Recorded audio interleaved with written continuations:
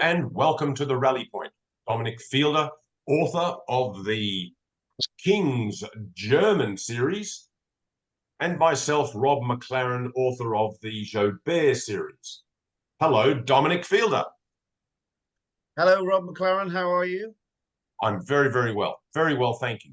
Each month at the Rally Point, we catch up with friends who enjoy the Napoleonic period. Now, everyone, we are recording the first 30 minutes of the gathering, but once the recording is over, we remain online as the conversation continues. And this month, we would like to welcome Hans-Carl Weiss to the Rally Point.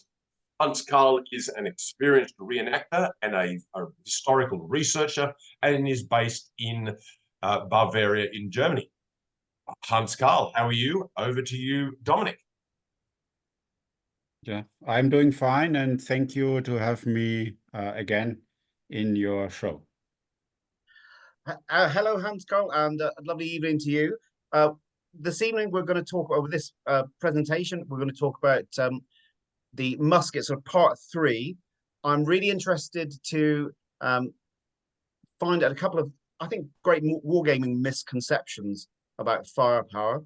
But if you want to show us your presentation, and I'll chip in with a few questions that I've etched out along the way, if that's okay. This is now part 3. I thought originally I will wrap it up with part 3, but I found such a lot of interesting information researching it.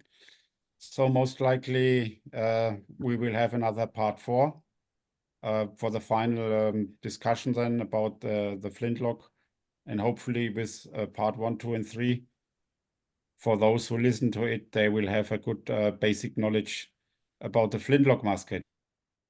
The side you will see, this is in honor of Dominic Fielder, who missed the last part.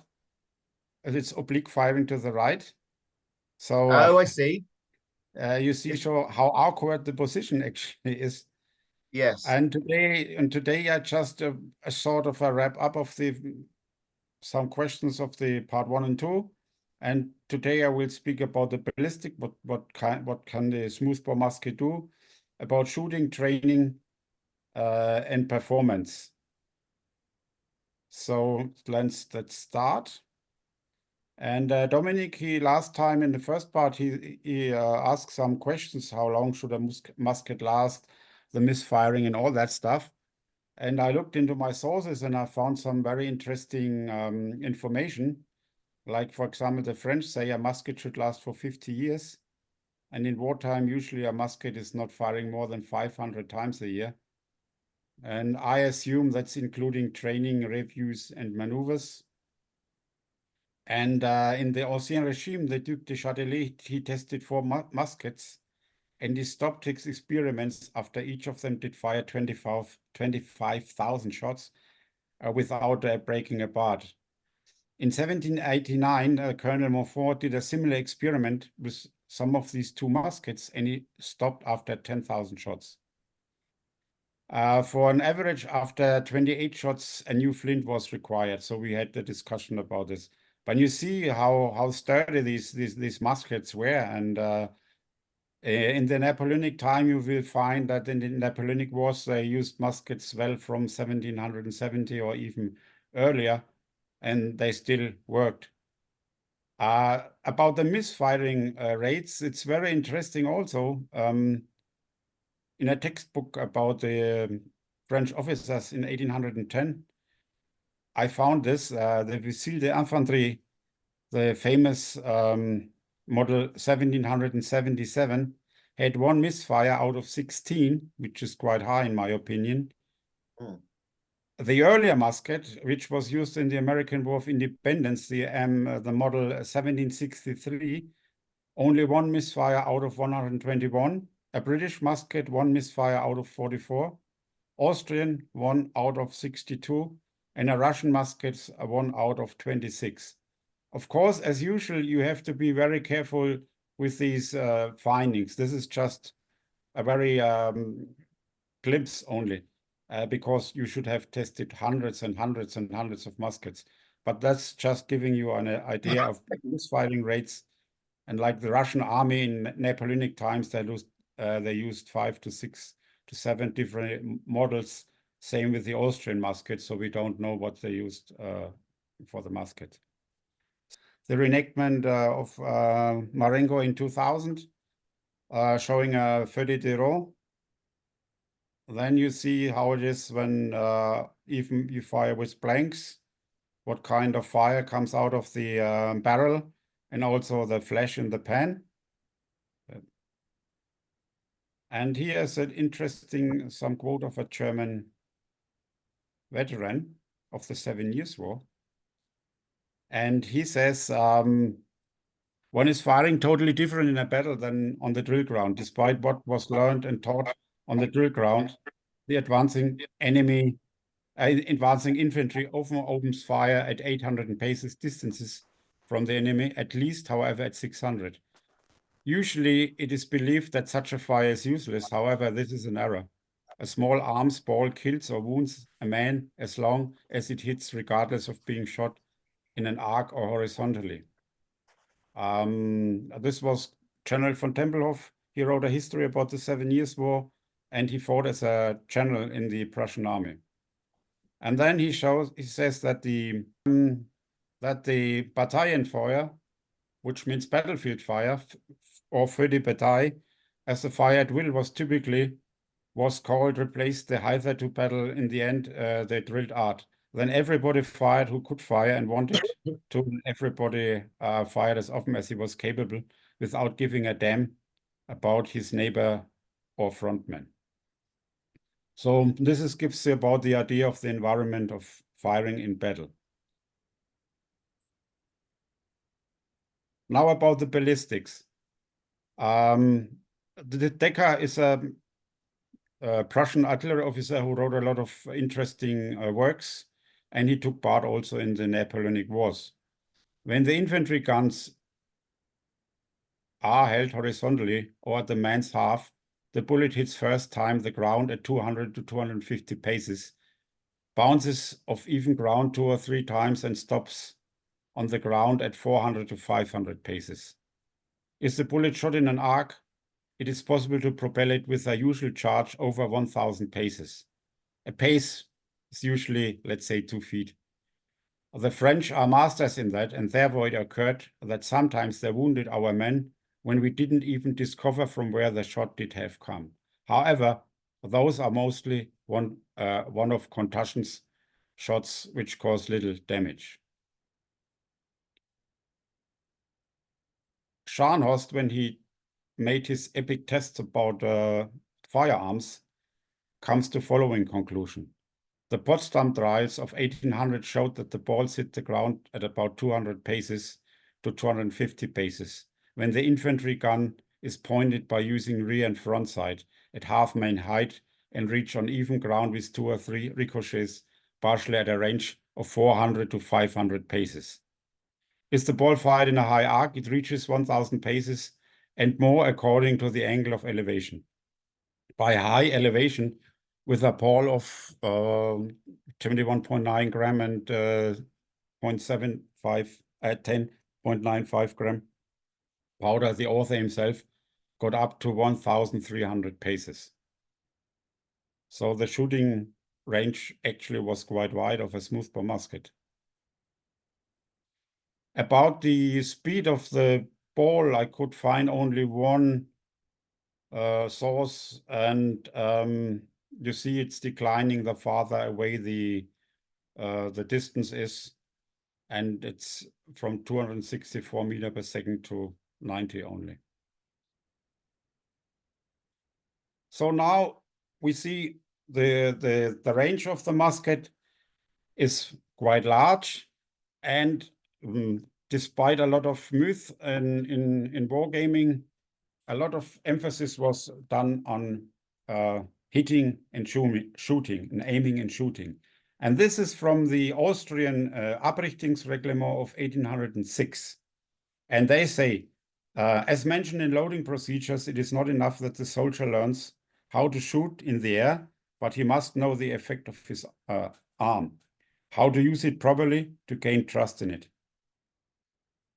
He must also, in that sense, deliberately learn shooting and to learn his shooting also at distances which are far away. About shooting and aiming, it is important that the soldier is taught according to his mental capabilities, about the effect of the powder, about the flight of the ball, about the direction when he takes arm and aim, and about the distances. And this is a diagram directly from the Abrichtungsreglement of 1806 from the Austrians. And here you see the musket, and you see even the eye behind the musket, which is in a straight line to the target in the middle, the ball, the black one. And you see that the ball is having a small arc. It's ascending and then descending, and the farther away the distance is, then it will eventually hit the ground.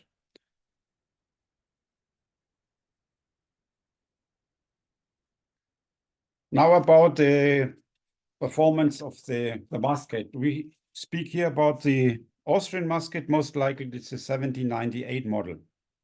And he, Damian, it's also an Austrian officer who wrote an interesting handbook.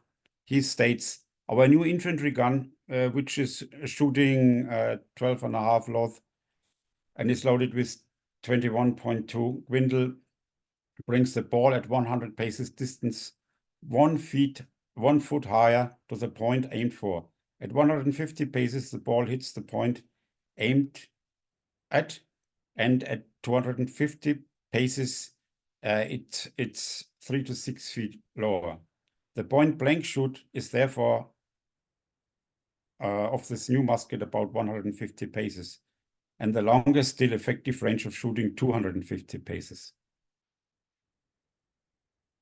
The Austrians used for training a sort of a case made of wood and filled with sand. Filled with sand so you could retrieve the lead bullets and use them again.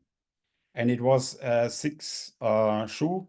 It's about 6 feet high, and it had 3 targets painted on it. They are not exact. I will show you in the next slide what I made about it. And it was about 2 feet wide. So usually you can say it's a rectangular size of a man. And when you were aiming at the lowest of these 3 targets at 150 paces, you aimed at the lowest and you hit the middle. When you were a distance of 200 paces to 250 paces, you were aiming at the middle point and you were hitting the middle target. And when you were shooting at 300 paces, then you had to aim at the top target to hit the middle target. And that's what I made about the target. It's not very precise in the text. You see, I put 2 at the side for comparison. So like when you firing at close distance, you would aim at the lower target to hit the middle. So that I think by this you can teach already the recruit the effect of that the ball is making a curve, and I think it's quite sophisticated actually. And if I could add, Hans Karl, that principle of marksmanship and firing is exactly the same as we are taught, as infantry are taught today, how the round and the trajectory changes over distance. Yeah, really interesting. Yeah, yes, and then you will see that it's almost in all the same it's the same in the all armies almost. Okay, now also they say this is the shooting, but when you shoot, you have to be careful. And the instructor, he has to look at the recruit, how he acts. So like when he pulls the trigger, he should not blink with the eye, but he should stay steady in the arm position. Because if he is moving only slightly, then it's unavoidable that you will miss your aim. And of course, in actual battle, you don't shoot at targets, but at, unfortunately, humans. And they give the advice when the enemy is 150 paces away, you aim at the thigh. When the enemy is 250 paces away, you aim at the chest. It's almost horizontally. And at 300 paces, you should aim at the head. For that reason, it's very important also to teach the recruits that they are able to judge distances. So if you have no clue how far the aim is away, then of course you don't know at what part of the target or enemy you should shoot at. And I think this is a very underestimated skill to teach. I was never taught actually this when I was a conscript in the German army, but without knowing and judging the distances, you're not able to hit at all. Then we come to the French. And this is from the 1816 regulations, which were reprinted again and again. And I think they are originally from 1767. You have to bear in mind that the French musket, or let's say the cartridge, underwent a change. So all these findings, what you're reading now, this is from the Ancien Regime, when the ball had a diameter of 16.3 millimeter, and during the Revolution, they went down to 16 millimeters to make loading easier. And by this, I think the performance is also changed a bit, and it's not as good as it's shown here in the tests. But also, you see, they will look at their own musket, and then they have findings, and these findings they will transfer to the soldier or to the recruit and teaching shooting. And it's more or less, when you read the text, it's more or less the same with the Austrian muskets.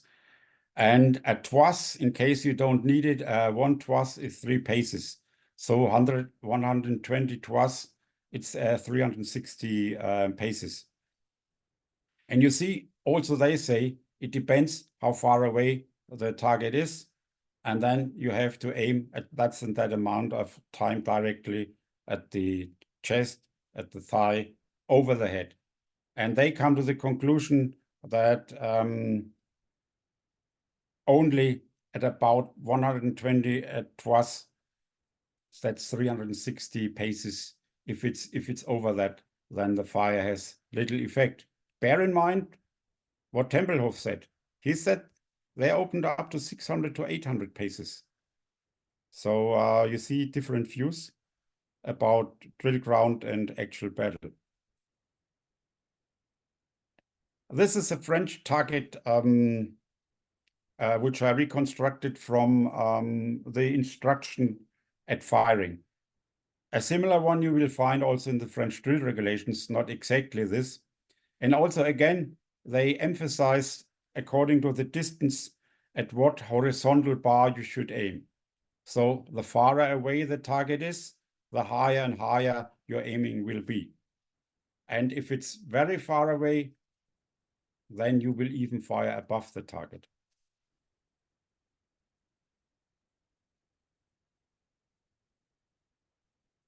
And also for them, it's important how you conduct firing. And as you see, the same basics. The butt should be firmly pressed against the right shoulder. It should be steady in your hand. You should align the breech and the muzzle band at the target. Then when you give the word firing, you just pull the trigger and not any other jerks with your arm. And you stay when you've had fired in this position, and only when the officer at instruction commands charge, which means loading, then you bring the musket down. Because in the old times, there were emphasis on fast firing, and already when the soldier fired, he was pulling the musket down to load, and for that a lot of overshooting happened. And they tried to correct this, at least the French, that is said, you stay as long in the target position till the instructor commands you to load, and then you bring your weapons down. And again, you know, you will find it in a lot of regulations and instructions. These balls, the lead balls, were dug up and used again.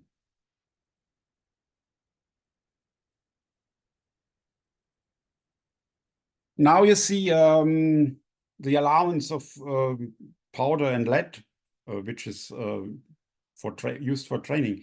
And again, it's not that small amount of powder and lead. And you see originally regulations of 1768, reprinted in 1810. And as you see, it's for a battalion. And at that time, a battalion in 1768 was about 600 to 700 men. And they had 500 pounds of powder and 250 pounds of lead. And the ratio of powder to lead was usually 1:2. So like when the ball was 25 grams, you would have 12.5 gram powder. So they used this, and this was distributed. And then each unit, each battalion should have had a shooting training.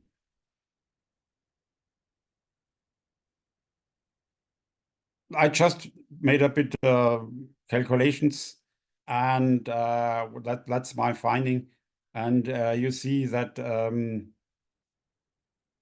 you had more powder for blanks. So you were firing blanks just to get accustomed to the loading procedures, but then also you would have firing live ammunition or with ball.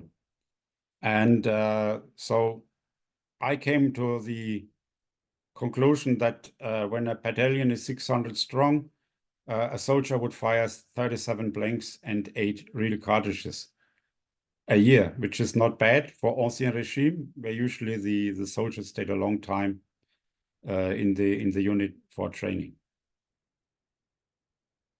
Then you see this was also later again taken up, and this is from the year 13. It's about 1803, 1804, and also there it's regulated what each man should get, and this was doubled in 1807. And for each soldier or each recruit, you would have 500 grams or 1 pound of powder, and again 250 grams of lead. Of course, we don't know if these regulations were applied, but I found luckily in the regimental history of the 39th Line Infantry these records that in 1804 in the summer, each company fired 7 times to the target, and usually in three cartridges per target exercise. And this is about 21 per man in a year. And it's not that lot, but it's also not to be sniffed at, in my opinion. And you always have to take in account that this shooting to the target was only a small part of shooting exercises. They would do reviews where they had to show to the inspector how to fire all these different firing procedures where we talked in part 2. So you see that they had 21 live rounds shooting at the target and not just shooting into the air in 1804. And Napoleon again and again stresses in his orders to his marshals and generals that they should take the occasion to train to shoot to the target. There we have an example of a Prussian guards officer, how they trained shooting. And then you see it in 1805, they were formed in 2 ranks, and they were shooting 6, I call them sharp shots or real cartridges. And the target was a wall of wooden planks, 6 feet high and 12 feet wide. And it's just showing you how they did it. They did individual firing at 100 paces, at 200, and with half platoons at 150 paces. Then again, at the 14th of October, they did again fire 6 shots to the target. And there he records that out of 564 balls, 220 hit the target. Then at the 23rd of October, 12 blanks to drill the new way of firing, when they used the firing of will or fight firing in the Prussian army, which should replace the volley firing. And again, at the 26th, they performed this kind of new firing in front of the Russian emperor as a demonstrations. Then again, the Schützen got extra cartridges for training. They got more than the usual soldier. And when they got the new musket, the Nothart musket in 1805, then again, this was tried out with shooting to the target and just also shooting blanks to get accustomed to the new musket. And the 22 best ones, they were used for the Schützen, which are sort of the intrinsic light infantry one man in the Prussian army of 1806. Now the Russians, they also had a similar attitude than the rest. And also they were professional soldiers and they were professional officers. And they used, again, shooting to the target. And the target, it's always a bit similar to the Austrian, to the French target. And according to different distances, you would aim at different bands to teach the soldier at what point he should aim the musket. Then again, you see this in the 1811 regulations for the Russian army, and it gives a bit more detailed information about how the target looked like, made from wooden boards, and again, paint with horizontal white stripes, so that the soldier has an idea at what point, at what height he should point or aim. And again, behind the targets, you had earthen embankment. So again, you can use the spent lead so to save money.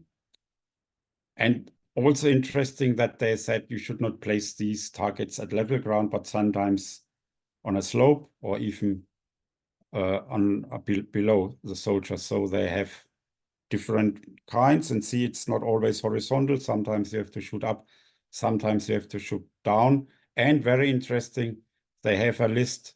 They have to make a list of the best marksmen. Interesting about the Russian army, as I told in the beforehand, that to save lead, they used also clay bullets. And that's interesting. They trained in the Tarutino camp. That was when Kutuzov retreated in 1812, and he freshed the army in the 1812 campaign. And they used this time to train men shooting to the target.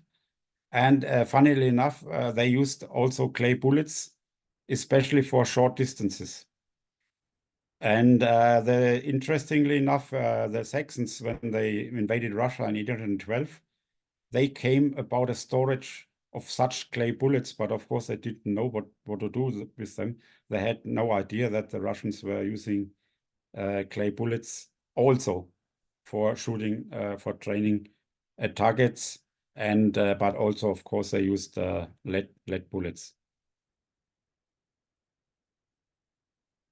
There we find a bit more details sometimes also in the 1808 degrees. And very interesting is that tells the man in the first and second ranks only got 5 balls per year, while the third rank got 8 balls. That sounds strange because third rank, as we all know, they don't hit anything. Where the same thing with the Austrians, where they put the best shots into the third rank. But that gives an indication that the third rank was used for skirmishers. And skirmishers, when we come into part 4, they were able to really exploit. And they were the only ones, in my view, who could shoot to the target or shoot to an aim.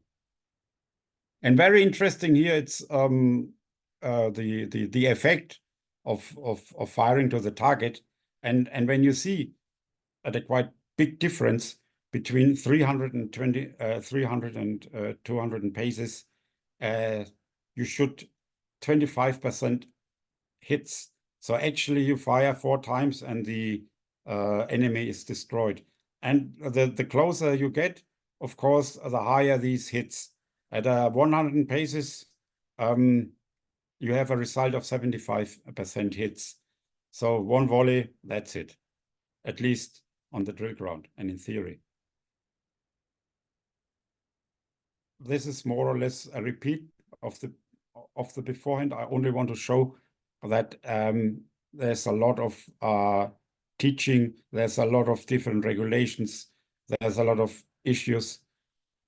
Teaching not only the soldier, but also the officers and the NCOs where the soldier should aim when he's firing. And as I said, it's important to judge distances.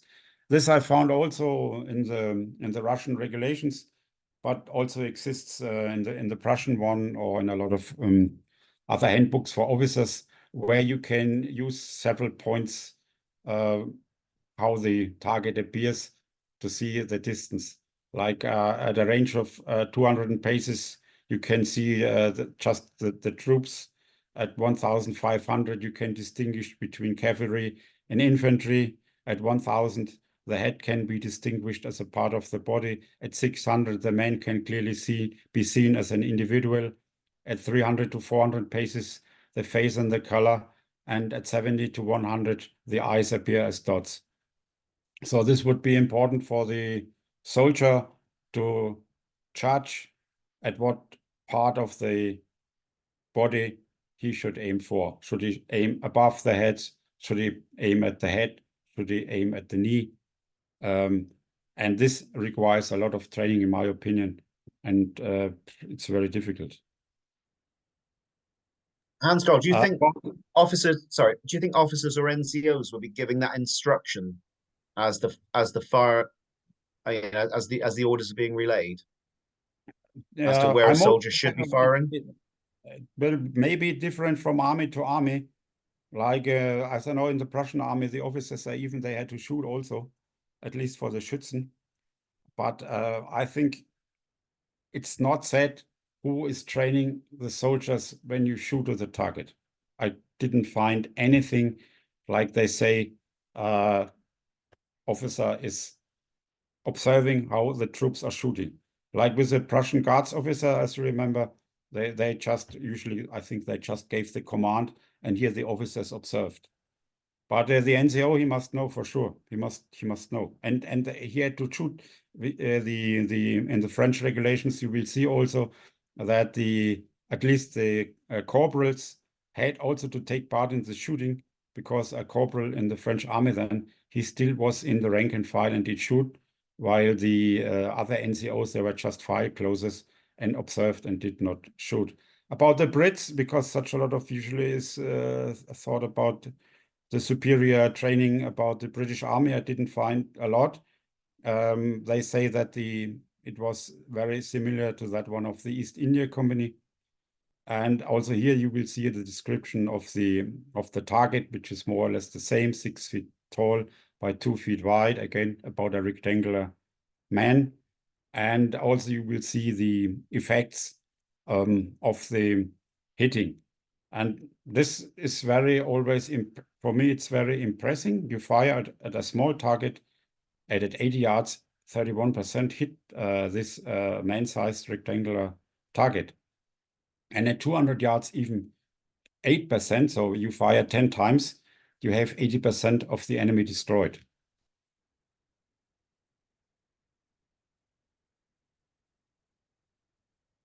Interesting also about the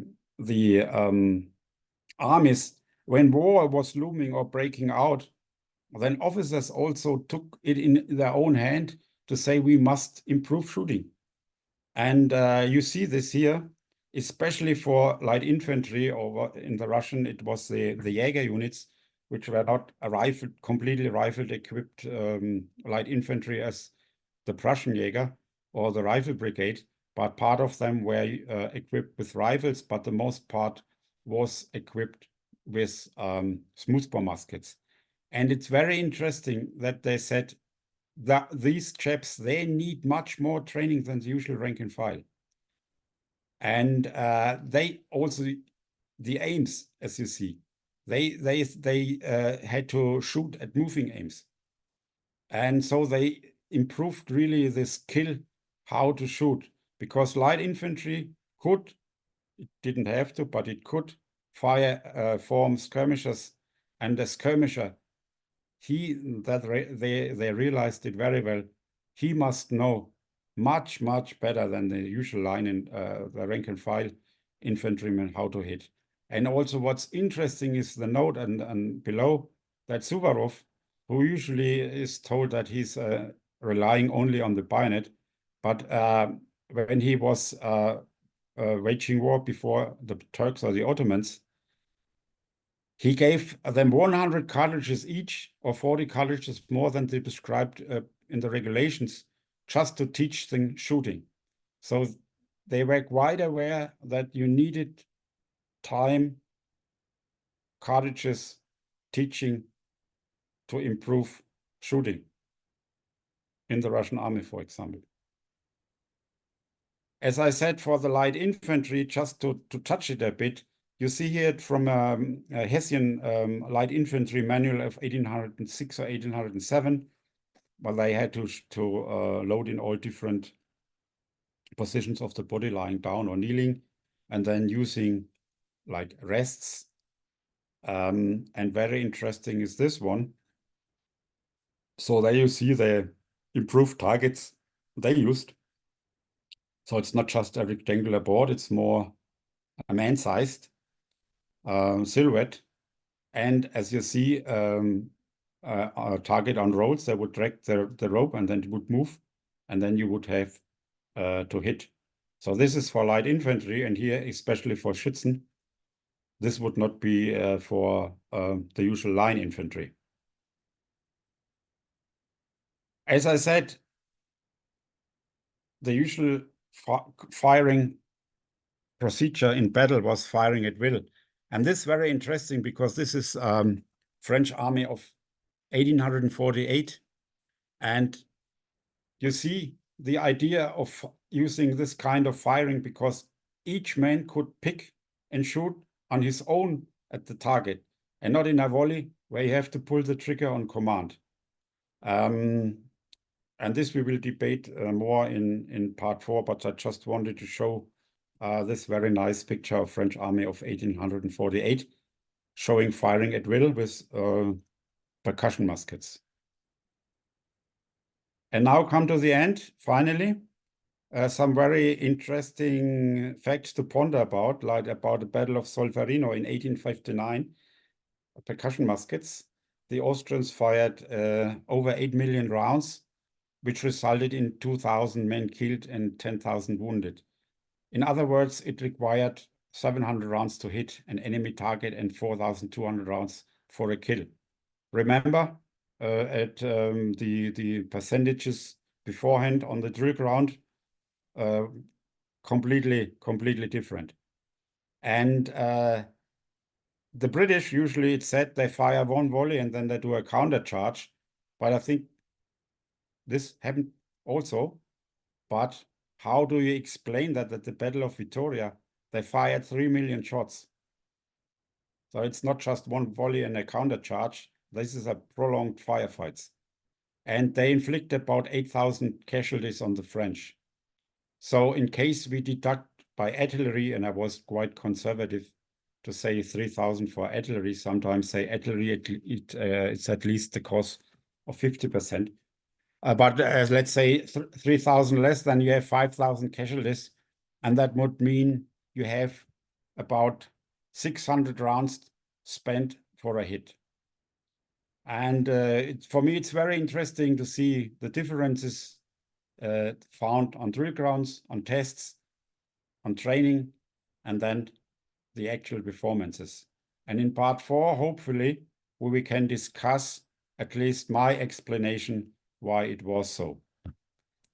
a lot of emphasis was on training, firing, and aiming. Just So while you've got on that slide on the screen, Yeah. Hans Carl. I mean, if Yeah. you think Victoria's, you know, Wellington's army probably at its finest, with some of its most experienced divisions, and it's Yes. still a massive number of rounds to hit. We're Exactly. not talking about you know, a new army here, are we? We're talking about an army that's been accustomed to winning, with a lot of veteran units in it. Yeah, and that It amount, makes I me mean, wonder it's- whether there've been a lot of you know, despite say the British perspective of, you know, firing at the last 70, 50 yards, whatever it is, that keeping Yeah, a that's short range ru- volley. that's That obviously, rubbish. You know, as you well, see, that's what that this must be suggests, rubbish. isn't it? If they Yeah. would fire at 75 paces, then you would Exactly. not fire 3 million rounds. It Yeah, did that happen. I'm not denying that it did not happen. It did happen. no, but it How it often suggests a did it lot of happen? essentially speculative fire, doesn't it? That almost that, as you said at the beginning, that firing for morale effect, not only to have a negative morale effect on the enemy, but also a positive morale effect on soldiers. Like, we're doing something, rather Yes. than we're just, you know, Yeah, sat this here we will taking it. yeah, we will discuss this in part 4. And Hans Carl's left us. That's a genuine cliffhanger moment, Hans Carl. Genuine cliffhanger moment. You've Okay, thank you, everyone. Fascinating conversation so far. I'm about to end our recording, but please stay online as we continue the chat. Wrap up this month's Rally Point. Thank you, Hans Carl, for joining us. Yeah, thanks Thank you, again Hans having Carl. me. And hopefully I didn't bore you too much. And again, it's a very complicated topic, but hopefully I can provide a lot of information. So my aim, it's not for shooting, but my aim is that in the end of these 4 parts, you can form your own opinion and you can discuss it on good knowledge. No, thank you for that. You've certainly achieved your aim. And for those of you who have joined us live this evening, thank you for your time with us. Next time, why not join us here at the Rally Point next month, when we will hope to catch up with Mr. Gareth Evans. Simply contact Dominic and I for your Zoom invite. Our details are at the end of the video. And share Rally Point with your friends so we can hear from them as well. Now, any previous Rally Point chats are up on our YouTube channel. So if you've enjoyed this Rally Point, please leave a quick review. So it's good morning from me, and it's good night from him. Good night.